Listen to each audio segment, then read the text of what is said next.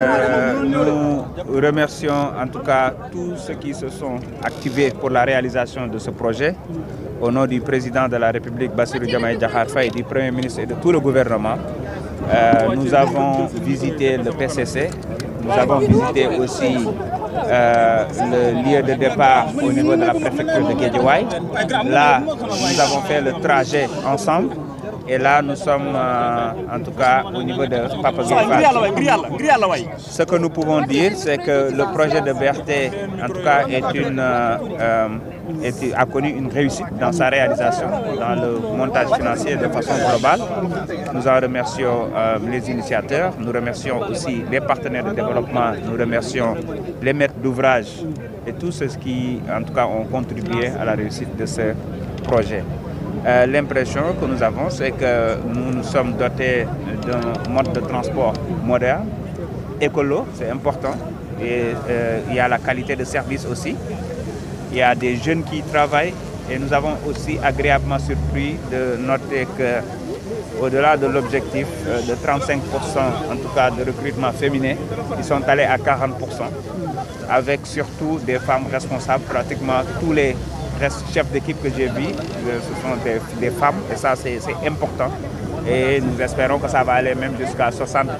inverser la courbe, parce que tout simplement, en tout cas, aujourd'hui, ils sont en train de travailler sur le recrutement aussi des conductrices. Ça c'est important. Comment avez-vous apprécié le trajet, la sécurité? Parce que tout à l'heure j'ai entendu dire que 2 millions 100 000 kilomètres ont été parcourus. Oui, pour la sécurité. Ça montre juste que c'est extrêmement important. Après avoir trouvé des moyens de transport de qualité, il est primordial d'avoir des conducteurs et non des chauffeurs. Des conducteurs bien formés. En plus du permis D, ils ont été formés sur la conduite de façon globale, la pratique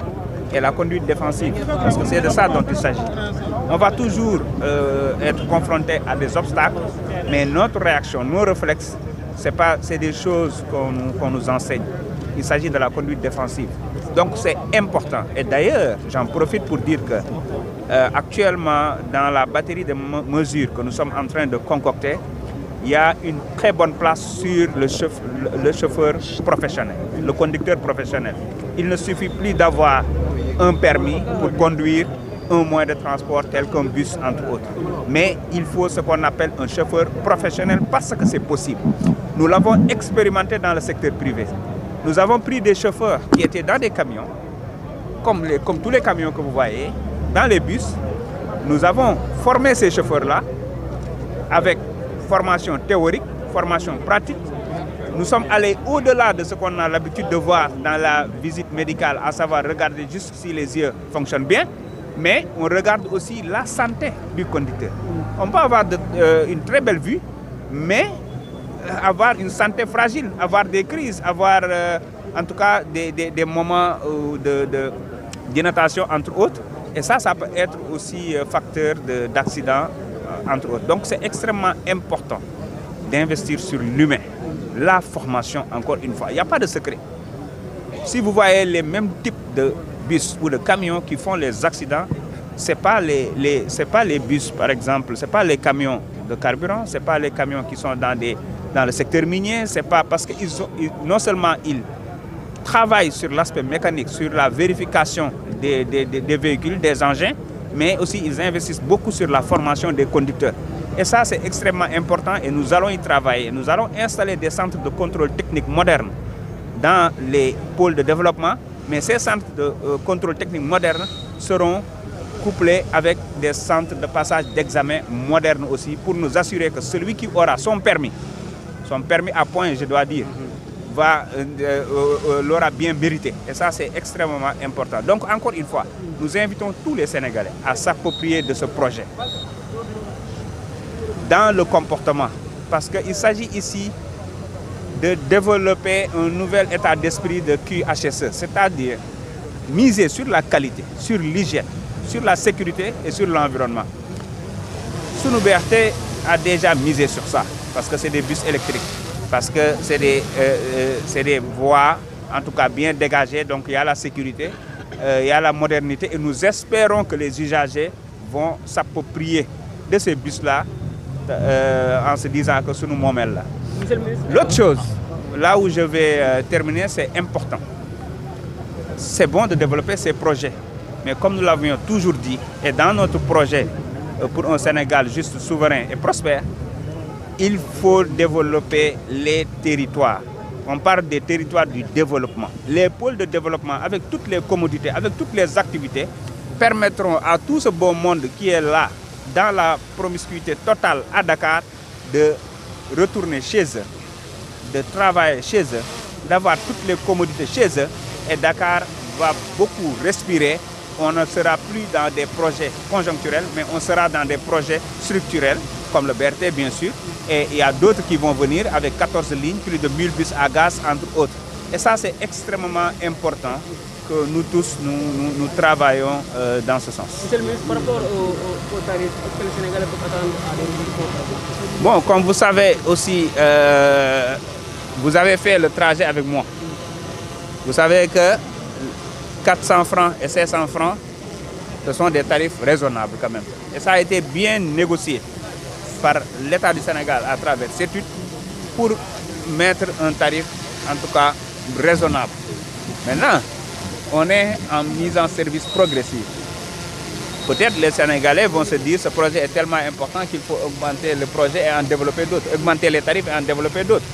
Peut-être aussi, nous allons nous rendre compte que peut-être c'est un peu cher et qu'il faut revoir. Mais de toute façon, ça c'est l'affaire des spécialistes. Le plus important, c'est que je pense que avoir ça, c'est une grande première hein, dans l'Afrique, je peux dire. Et ça doit permettre, au lieu de penser que les gens doivent quitter juste la banlieue pour venir à Dakar, ça ne doit plus être un one-way. On doit développer des activités, aménager des zones, mettre toutes les commodités en banlieue pour que les gens puissent quitter Dakar et aller en banlieue pour régler là-bas. Ça doit être dans les deux sens aujourd'hui parce que pour nous, c'est de ça dont il s'agit. C'est la décentralisation, que ça soit sur le plan régional, que ça soit sur le plan national. voilà ndax nga ñëwaatee ci li nga xam ne moom moo am tey mise en service progressive ci BRT bi yow jógee nga tey gàdda ñëw ba Petersen déjà.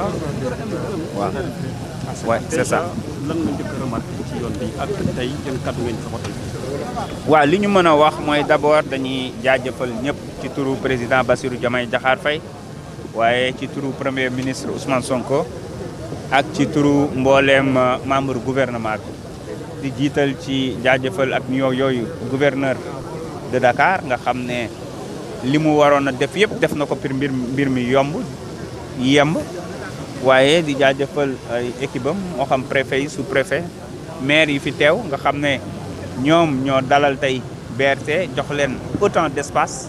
ba ñu mën ko fa réaliser mi maire Wakhinane Nimzatt suñu grand frère Racine Talla waaye mi maire ville Guédiawaye Ahmed Aïdara et les autres maires ñoom Khadija May Koor ñi ngeen gis fi di wax ne dañuy jaajëfal tamit partenaire de développement yi nga xam ne ñu ngi ànd ak ñun waaye aussi FONSIS bi nga xam ne participé na ci bu baax ba jusqu'à 30% mu téye ko tey ci Dakar Mobility di jaajëfal maître d'ouvrage jiital ci CETUD monsieur docteur Aw bi nekk di directeur bi waaye tamit Ageroute di wax ne projet bi ay sénégalais ñoo ko defar ay ndaw loolu dafa am importance dem nañu visiter PCC bi fële ci gàddaay bi ñu demee li ñu fa gis wax dëgg yàlla jàpp nañ ne lu bees la ci tunu Afrique mais surtout personnel bi ñu fa fekk c'est un personnel très jeune mais surtout avec plus de 40% téeméer yoo jël ñeent fukki yi ay jigéen lañu te la ma fa gis mooy ña jiite ñëpp moo xam chef d'équipe yi ak chef de car yi ay jigéen lañ loolu dafa am solo te war nañ ko gën a yokk ba sax xëy na am 60% de femmes du démagogie parce que tamit wax dëgg yàlla monde bi foofu la dem gis ngeen jigéen ñi léegi ni ñu mel ci wàllum njàng mi ak xarala yi ñu ci am ba pare nekkatul léegi des métiers yoo xam ne dañ koy réserver góor kese ndax nee nañu ma ñi ngi former ay conductrices ñi ngi ciy recruter donc pour en tout cas am benn genre balance loolu c'est important def nañu trajet bi gis nañu ni ñu ko aménagé gis nañu aménagement yi nga xam ne tamit fi ñu jaar def nañ ko fa ça c'est important bi ñu yegsee fii tamit gis ngeen ko lu jëm ci wàllum tarif yi wax na ko sànq yaakaar naa ne juróom-ñett fukk ak téeméer lu xel mën a nangu la waaye dañuy wax ne 16% téeméer boo jël fukki ak juróom-benn dañ leen a defal tarif réduit à 50% parce que xalaat nañ ñi néew doole mais aussi aménagé nañu en bus yi ak surtout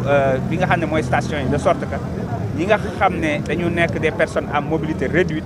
prévoir nañ leen te loolu dafa nekk lu am solo di wax ni projet bu ni mel ñun ñoo ko war a sàmmal suñu bopp ci naka mooy ci saa yu ñuy doxal mbir waxuma sax BRT mais de façon globale ñuy xalaat intérêt général ñu mën a xalaat qualité yow miy jaay teg sa table di jaay mango wala gerte war nga xalaat qualité war nga xalaat cellinu li ngay jaay moo xam qualité de service moo xam qualité produit war nga xalaat cellin bi war nga xalaat sécurité bi war nga xalaat environnement bi gis nga yooyu bu ñu ko defee dina régler problème yu bëree bëri dina wàññi ardoise médicale bi waaye dina tax que ñun ñuy mën a am ay mbir yoo xam ne dina yàgg ndax dinañ ko sàmm ndax bus bi bu fekkente ne moomaluñ ko suñu bopp di dugg di fa am yenn comportement yi wala di gaare suñuy oto ci trajet wu BRT bi wala di traverser nu mu ñu neexee suivre ñu feuille ak yooyu mbir mi du sotti ay problème lay gën a jur maanaam saafara bu jur jàngoro lay doon projet bi nag yamul fii am na beneen bu ñuy lancé fii ak 30 mai incha allah nga xam ne boobu sur plus de 230 milliards avec 14 lignes pratiquement 1000 bus à gaz yaakaar naa dina am lu mu joué waat am na yeneen aussi mooy les car ak bus de rabattement yi nga xam ne dina mën a permettre ñenn ñi di mën a jugee ci yenn zone yu xaw a ruq yi ñëw fekk si trajet wu BRT bi. ndax mën nañu yaakaar ne njëg yi daal di fi yem njëg yi sax. waaw njëg yi yaakaar naa ñoom liggéey nañ ci xarañteef pour xool loo xam ne dina mën a permettre xëy na transport public duñ ci wut xaalis mais dañuy fexe ba entretien bi ñu mën koo assurer ak personnel moo tax ñu def liñ ci mën ci tarif boobu am na lu ci exploitant bi moom am na lu ci état du Sénégal moom loolu dafa am solo mais beneen bi aussi mooy transfert de compétence bi am na maanaam xarala gi ak xarañteef gi ñu ngi koy jàngal suñu ay ndaw suñu ay naataango sénégalais ba nga xam ne fii ak ay at yu néew ñun dinañ mën a defal suñu bopp lépp loolu moo ci am solo beneen ba ca des mooy encore une fois sénégalais yi nañuy xalaat kaaraange dafa am solo maa ngi koy wax saa su nekk di ko répété ñii dañu jël temps def plus de des tests ay chauffeurs yi def plus de 2,7 millions heures de test def formation bu ngeen gisee bis yi doon daw ñu naan waa bis yi ñoom ñi ngi daw rek di yàq courant nangam loolu projet moo ko laaj technique la te biñu defee test yi yaakaar naa benn accident bu ndaw moo ci am bu yàggul dara loolu record mondial la donc dafa am solo ñu def ko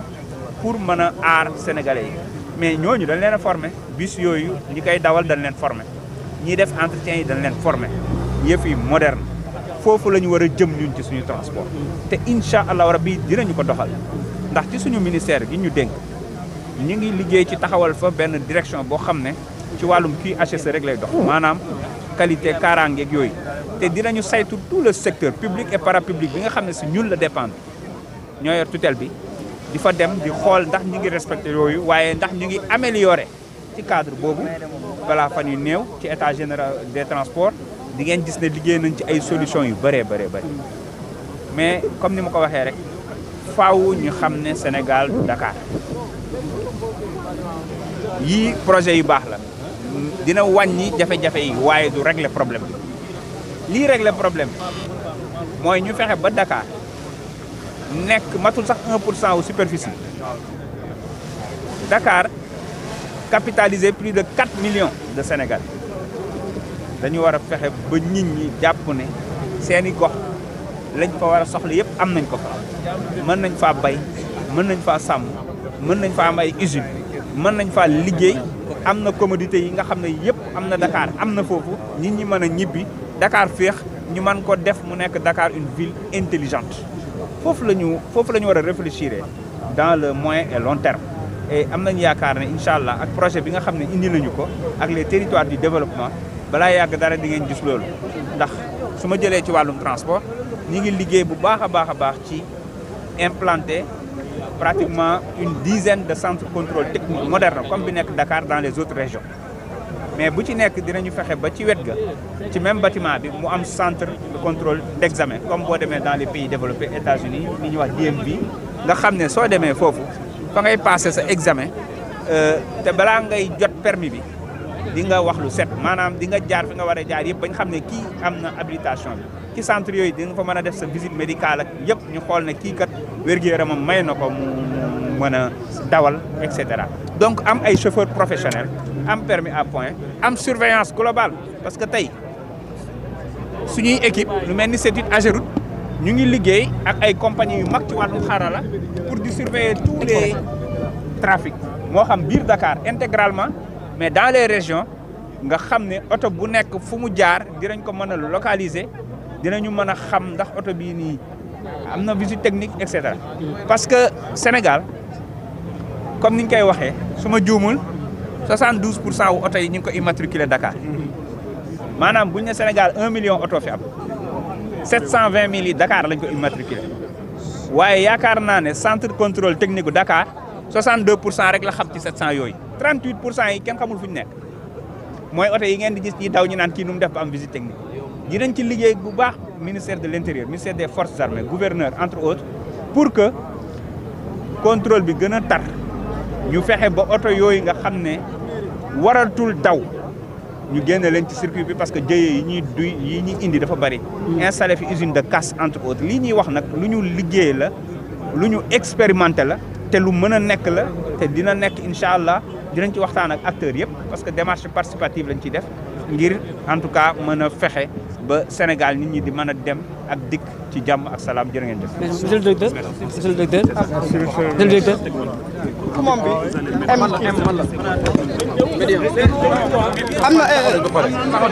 am na ku moom li ah.